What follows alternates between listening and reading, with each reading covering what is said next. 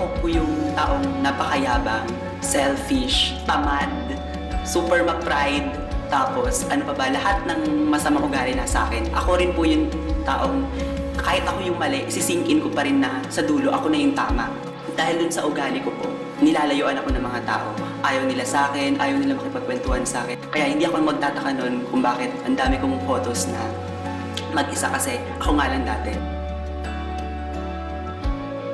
In-invite po ako ni Kuya Kin Paul sa encounter. Siya po yung cell leader ko din. Yun. During the encounter, pinaalala sa akin ni Lord lahat ng ginawa ko, lahat ng kayabangan din. Yun.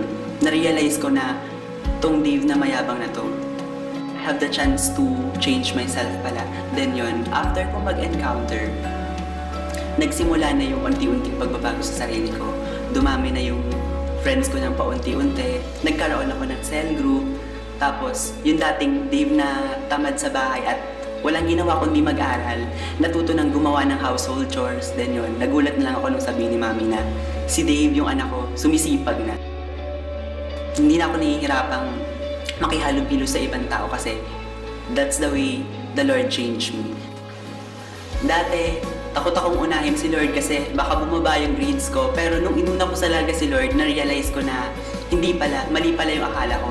Naging smooth yung schedule ko, siya yung umayos ng schedule ko din. Tumaas yung grades ko, nag-excel ako academically. Today, I am proud to say that I am a servant of the Lord and I am changed. Boom!